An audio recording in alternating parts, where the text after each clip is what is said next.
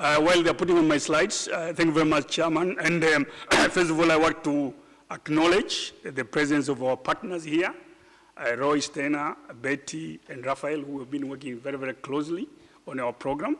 Of course, also I want to acknowledge you, Chair, as a member of the Board of AGRA. Our submission today is basically about how do we engage more of the private sector in dealing with the reducing loss of food between the farm gate and the retailers. This is what we call the hidden middle. Is this supposed to work? Okay, so because time, I'll start with my recommendations, then I'll explain why, where do they come from. The most important thing that I want to explain here is that the system that we are working with our partners is divided into two parts. The SMEs of farmers, basically the before the farm gate system, and the SMEs of traders and processors after the farm gate and before the retailers.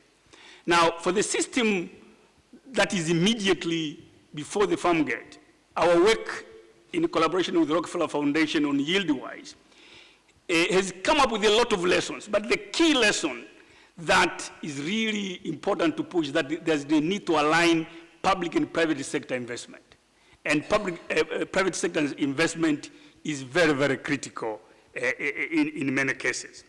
And the second most important lesson is that we really need to look at extension service that is driven by the private sector, especially the private sector SMEs that provide the technology and the systems for post-harvest handling. And then this should be coupled with enabling the SMEs to leapfrog technologically. It has already been mentioned earlier by the Director General of FAO, the importance of technologies. Now, what we saw with our work is that there is a lot of players in the small and medium scale area of manufacturing and providing higher services for post-harvest handling and therefore reduction of losses. But what they are lacking is modern technologies. And really helping them to leapfrog and go to the most modern technology is going to be very, very important. And then finally, as also already mentioned by the speaker, DG of FAO, we need to put the digital technology into use to enable the smallholders themselves to be able to assess the loss and the economic value of that loss, and therefore to justify the investment that they should make to deal with that loss. The second arm of this private sector focused approach is the SMEs of traders and processors. And this is really what my presentation is based on, our findings from what we call the African Agricultural Status Report. The 2019 report showed us that agro-food and broad development policies and investment should recognize the hidden middle. We have been calling them missing middle. The finding of this analysis is that they are not missing. They are hidden from us. They are massive.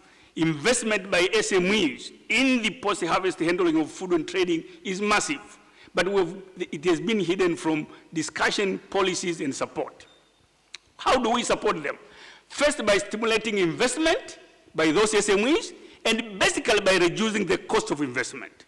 They are willing to invest, they are already investing, but the cost of investment is very high. Actions to reduce the cost of that investment can do wonders. Second is to undertake strategic public sector investment that does not replace the private sector, but enables the private sector, SMEs, to work better, to reach the target of reducing losses much better. And then to partner our research system, including FAO and others, to partner with these enterprises in searching and the adaptation of high tech. What do we mean? We didn't want to use the R&D. We're talking about searching, because we know the technologies are plenty. They are everywhere in the world. The issue is how do we search those technologies together with the SME partners and put them into use. And then finally, the fourth area of focus should be to put in place and operationalize ethical institutions for setting and enforcing food quality and standards. Why is this important, especially in Africa? Is the fact that some of the food that will otherwise be thrown away because it's already damaged is actually eaten. And it leads to even bigger problems, health problems of food poisoning and so on and so on. And that is a very important area that actually we need to think about when we think about these issues. What happens here? Okay, so those are our recommendations. Now, if you've got time, I'll give us where do they come from. So in our work, we saw that we experimented with a lot of ways to demonstrate these technologies for reducing loss at farmers level. Eventually, we found out that it is only those promotions and the adoptions that are driven by the private sector suppliers of technology that actually leads to massive adoption. So basically, the proposal here is that we really need to have a supplier-led demand creation and extension service training and builds what we call stronger linkage between technology and business. But as I've already said, the primary processors, traders, and transporters who are the ones who matter most. Why? 80% of the food produced in Africa now is actually handled by millions of SMEs through trade before they are consumed. Only 20% of that food is produced by smallholder farmers is actually consumed by smallholder farmers. So this is what actually why we are driving for critical support to the hidden middle, who are the largest investors in building markets for farmers in Africa today, and by extension, the largest investors in post-harvest handling, and therefore the key players in the reduction of food loss at the middle of the value chain between the farmer, farm gate, and retailers. Therefore, they require public investment in infrastructure, such as wholesale markets, roads, electrification, and broadband coverage, to enable them to improve their contribution to the reduction of food loss along the value chain. They will require policies and regulation that reduce transaction costs and policy risks. We have seen that SMEs most frequently invest in growth when favorable policies and the infrastructure are in place.